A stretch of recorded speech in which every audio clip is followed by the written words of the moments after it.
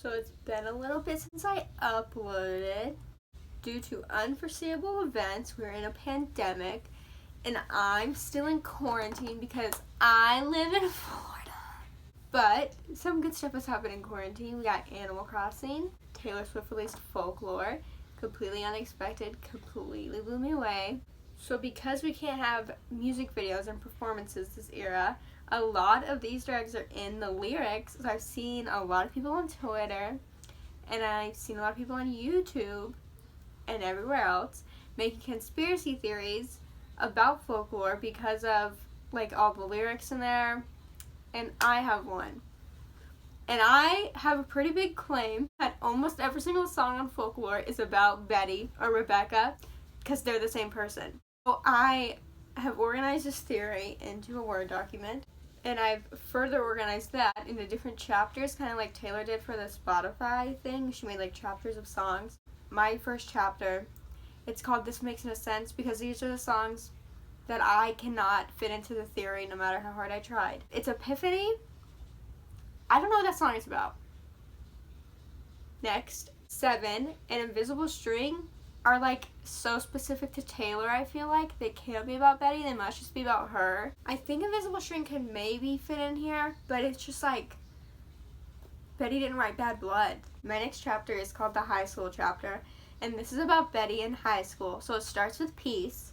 It's their coming of age. Our coming of age has come. Suddenly this summer it's clear it's the summer before their senior year. Jamie, Betty is very excited. James is very excited. They're probably are they about to kiss right now? Maybe. The next song in the chapter is August. Rebecca Harness, who the Last Great American Dynasty is about, which I'll get to, her dad was born and he died in August. That might be a stretch, but maybe it's not. Maybe it's not. Hear me out. There's a Haler lyric in here. I'm a big Haler. So Taylor says, "Sun on your back, wishing I could write my name on it." And then when Harry wrote I Love You for Alex and Sierra, he wrote the lyric, "You ran your finger down my back and you spelled out your name." And that is so specific. That has to be about them. I saw that on TikTok. I didn't come up with it. So I think also August is The Cruel Summer.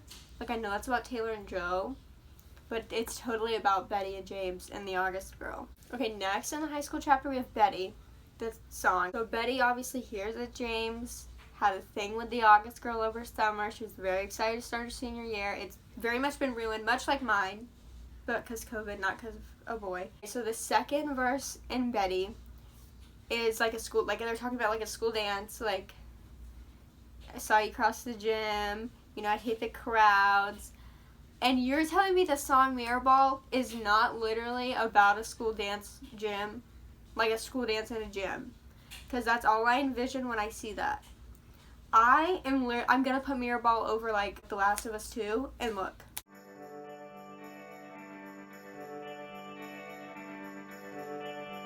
It's them. It's literally them. And the song ends with James in her doorway, and he's like, "Betty, take me back."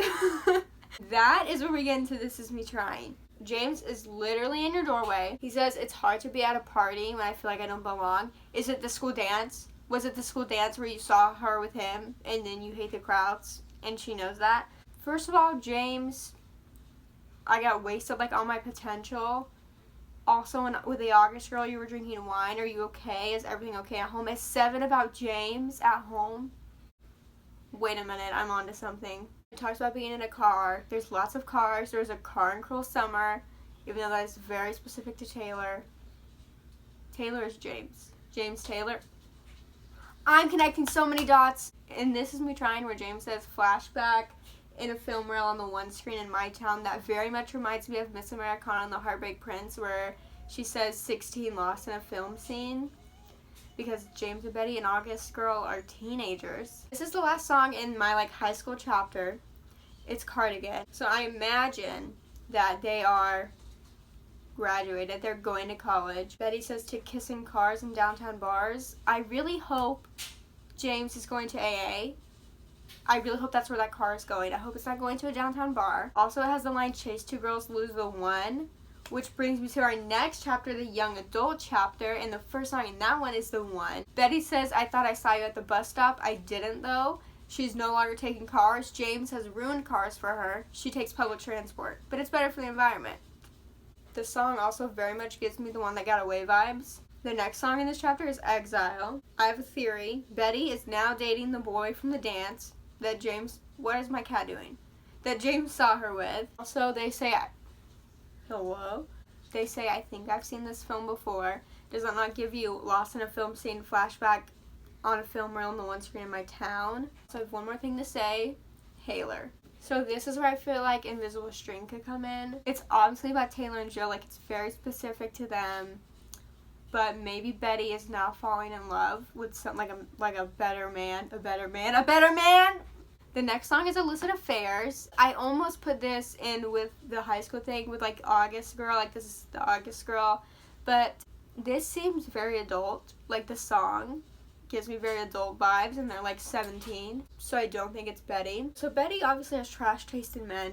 The next song in this chapter is Mad Woman. Obviously Betty is mad that her husband cheated on her with her neighbor, who was the girl in Illicit Affairs. I think her husband was rich. She's talking about firing cannons at his yacht, which could be, you know, metaphorical.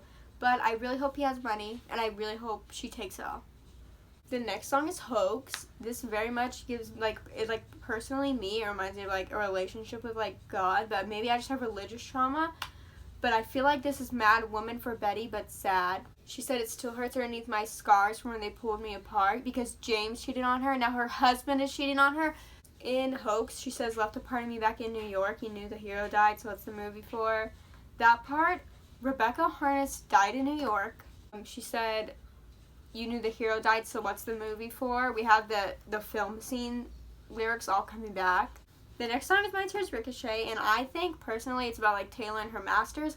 But in the context of my Betty narrative, this is a funeral. It's Betty's husband's funeral. She murdered him. She said she'd love him till her dying day because till death do us part. So the last one in this chapter is the lakes. I think Betty moved to the lakes, probably because she's wanted for murder, but also just to live her best life. Okay, the last chapter I just called the Taylor chapter, and it's just the last Great American Dynasty. And I think the last Great American Dynasty is just it sums up the whole album. The whole album is Rebecca, except Epiphany Taylor. I still don't know. I still don't really get it. So that was the video. I have a couple more ideas. They're I don't want to make oh, I did my makeup videos because I don't know, that doesn't seem genuine to me, at least anymore.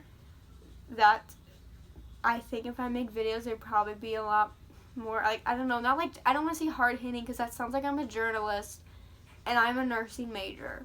Follow my TikTok, follow my Instagram, and I'll see you guys later. Stream folklore.